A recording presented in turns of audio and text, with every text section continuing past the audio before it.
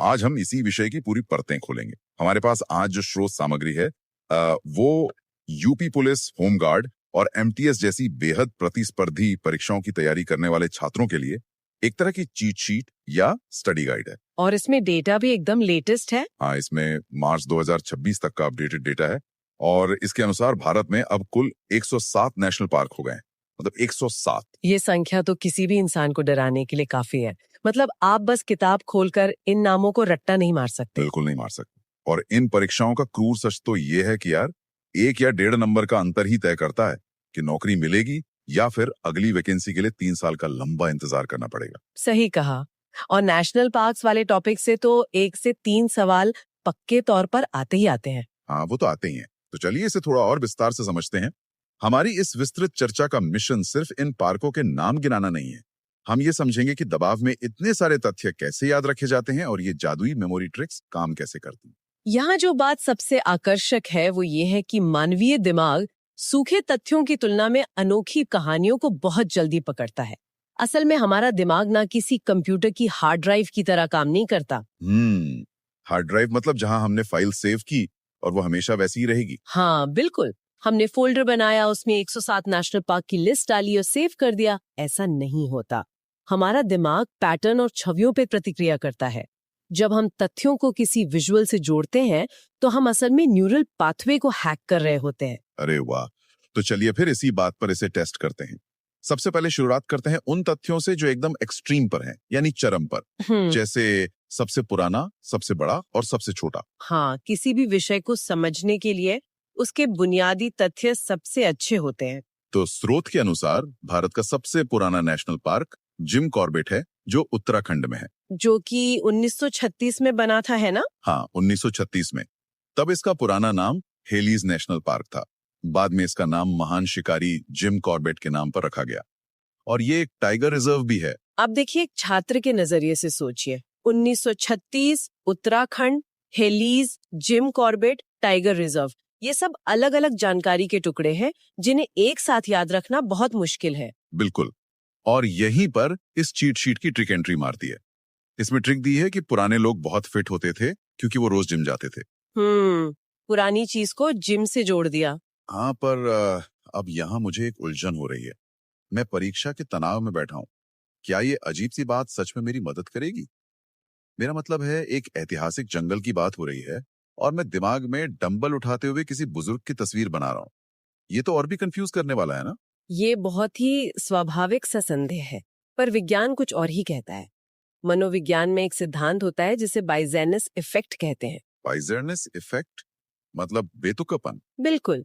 इसे ऐसे समझिए कि आपका दिमाग एक गूगल सर्च इंजन की तरह है।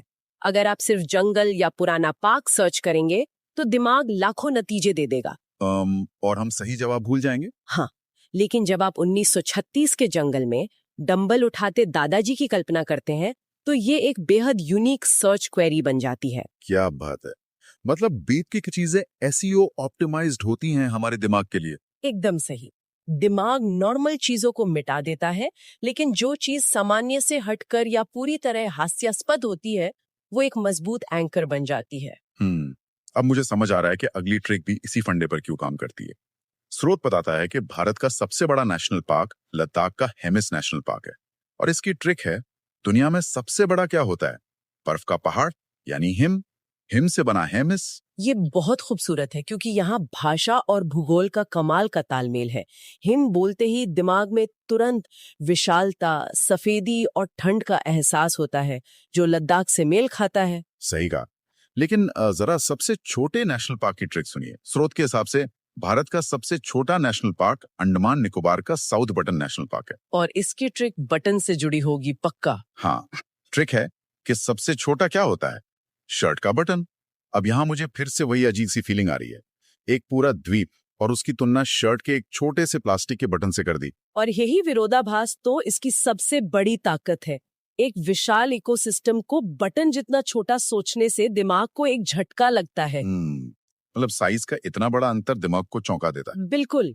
जब एग्जाम में सबसे छोटा पूछा जाएगा तो विकल्पों में बटन शब्द एकदम से चमक उठेगा क्योंकि दिमाग ने उस बेतुकेपन को सेव कर लिया है। तो चलिए, हमने आकार और एक्सट्रीम्स को तो अच्छे से समझ लिया, लेकिन उन राज्यों के पार्कों का क्या जो नक्शे में अगल बगल हैं? छात्र अक्सर बॉर्डर्स को लेकर कंफ्यूज हो जाते हैं। हाँ, नक्शे को याद रखना रटने से ज्यादा विजुअलाइजेशन का खेल होता है। एकदम सही। और ये गाइड भूगोल और स्थानिक स्मृति यानी जिसे स्पेशल मेमोरी कहते हैं, उसका बहुत दिलचस्प इस्तेमाल करती है। मुझे इसका उदाहरण सुनना है। तो स्रोत में मणिपुर का उदाहरण है। वहाँ केबल लामजाओ नेशनल पार्क है जो लोकतक झील पर है, और ये दुनिया का एकमात्र तैरता हुआ या फ्लोटिंग पार्क है। फ्लोटिंग पार्क, ये तो वैसे ही बहुत खास है। हाँ, आप ट्रिक सुनिए। अगर आपके पास मणि है, मतलब मणिपुर, और वो पानी में तैर रही है, तो आपको उसे पाने के काबिल होना पड़ेगा। मणि से मणिपुर और काबिल से केबल। अरे वाह, ये सिर्फ एक ट्रिक नहीं है, ये तो एक पूरा विजुअल सीन है। मतलब छात्र खुद को उस तैरती हुई मणि तक पहुंचने का प्रयास करते हुए देख सकता है। सूठी जानकारी एक एडवेंचर फिल्म बन गई। बिल्कुल। यहाँ सबसे दिलचस्प बात यह है कि कैसे भूगोल और शब्दों को मिला दिया गया है। और अब नक्शे वाले विजुअलाइजेशन पर आते हैं। उत्तराखंड और उत्तर प्रदेश।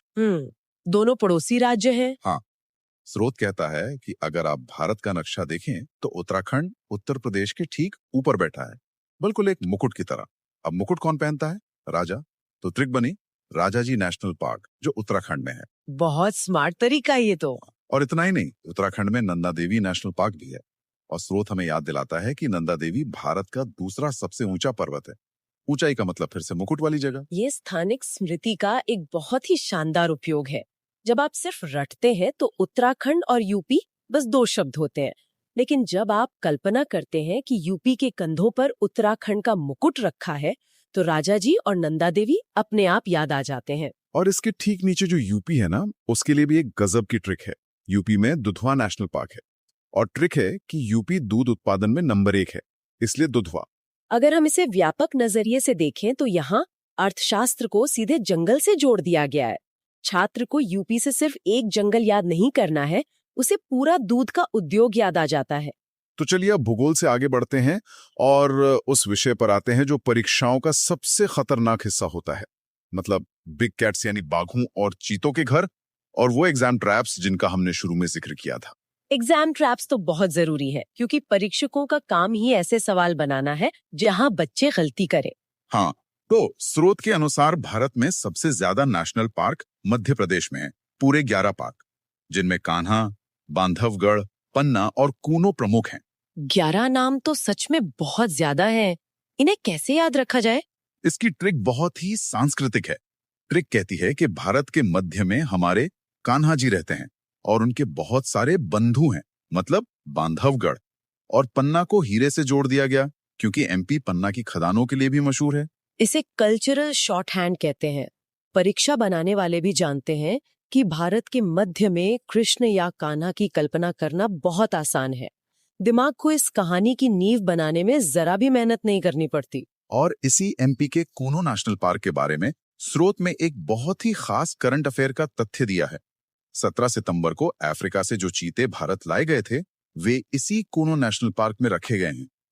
चीतों वाला मुद्दा तो काफी चर्चा में रहा था। हाँ, और स्रोत ये भी बताता है कि 17 सितंबर प्रधानमंत्री मोदी जी का जन्मदिन है। तो ये एक तथ्यात्मक जानकारी है जो एग्जाम में पूछी जा सकती है।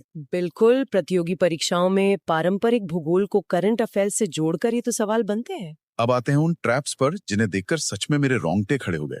मतलब पेपर सेट करने वालों को हमारी सारी कमजोरियों का पता है।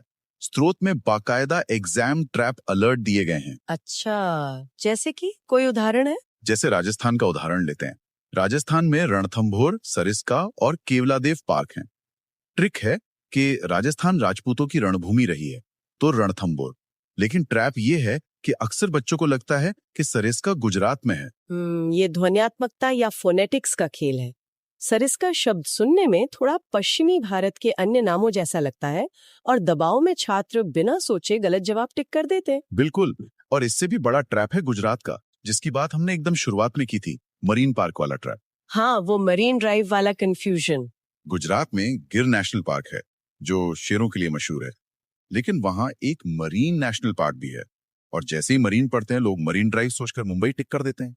यही वो प्रेशर वाला शॉर्टकट है। मरीन मतलब समुद्र और समुद्र मतलब मुंबई। परीक्षा हॉल का दबाव तार्किक सोच को पीछे छोड़ देता है। और इस जानलेवा शॉर्टकट को तोड़ने के लिए स्रोत ने जो ट्रिक दी है ना, वो थोड़ी डार्क है लेकिन बहुत असरदार है। अच्छा, क्या ट्रिक है वो? ट्रिक है, गुजरात का शेर गिर गया और गिर गिर कर मरीन यानी मरने की हालत में पहुंच गया। ये तो कमाल का सर्किट ब्रेकर है। जब परीक्षा हॉल में पसीने छूट रहे हो और दिमाग मुंबई की तरफ भाग रहा हो, तो ये मरने और मरीन का कनेक्शन अचानक उस पैनिक को रोक देता है। एक शेर का गिरना और मरने की हालत में पहुंचना, ये डार्क ह्यूमर सच में काम का है। हाँ, ये इतना अनोखा विजुअल है कि वो मरीन ड्राइव की छवि को मिटा देगा। ये डार्क ट्रिक असल में आपकी नौकरी बचा सकती है। सच में? तो हमने उत्तर और मध्य भारत देख लिया, अब पूर्व और दक्षिण भारत के जंगलों की ओर चलते हैं। यहाँ की ट्रिक्स तो पूरी तरह से किसी कहानी जैसी हैं। पूर्व और दक्षिण भारत की अपनी बहुत मजबूत सांस्कृतिक पहचान है, तो पक्का वहां भी इसका इस्तेमाल हुआ होगा। बिल्कुल हुआ है। असम का ही उदाहरण ले लीजिए।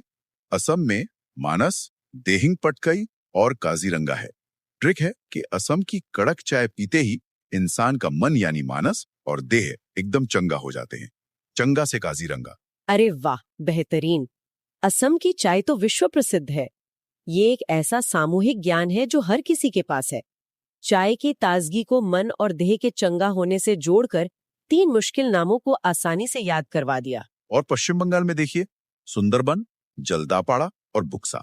सूरत में सुंदरबन का एक विशेष तथ्य है कि ये अपने विशाल मैंग्रोव जंगलों और रॉयल बंगाल टाइगर्स के लिए मशहूर है। हाँ, सुंदरबन का नाम तो वैसे भी सुंदरी पेड़ों से आता है, तो वो तो अपने आप में एक प्राकृतिक मेमोरी एड है। ट्रिक सुनिए, एकदम पुलिस ड्रामा है। अगर कोई नगर में होल करेगा यानी नागर होल और ज्यादा नाटक करेगा मतलब कर्नाटक, तो हम उसे बंदी बना लेंगे मतलब बांदीपुर। ये सच में बहुत मजेदार है। नाटक शब्द से कर्नाटक को निकाल लेना बहुत ही चतुर तरीका है ना? तो इसका असल मतलब क्या है? चाय पीने से लेकर किसी को बंदी बनाने तक की ये छोटी छोटी कहानियां दिमाग में एक पूरी पिक्चर पेंट कर देती हैं। हाँ, और केरल की ट्रिक्स भी ऐसी ही होंगी शायद। बिल्कुल। केरल में साइलेंट वैली और पेरियार है। ट्रिक है कि केरल के लोग बहुत पढ़े लिखे होते हैं, इसलिए वे शांत रहते हैं यानी साइलेंट, और जो लोग रिस्पेक्टेड होते हैं उन्हें वहां पेरियार कहते हैं। यहाँ साक्षरता का उपयोग किया गया है, जो कि एक जाना माना तथ्य है। उसे साइलेंस से जोड़ना और पेरियार जैसे ऐतिहासिक नाम का संदर्भ देना कॉग्निटिव लोड को एकदम कम कर देता है। नाम दिया है क्योंकि परीक्षा से ठीक पहले की रणनीति ही तय करती है कि सारी कहानियां याद आएंगी या नहीं। एकदम। स्रोत कहता है कि परीक्षा से 5 से 7 दिन पहले इस पूरी सामग्री को 2x स्पीड पर जरूर रिवाइज करें।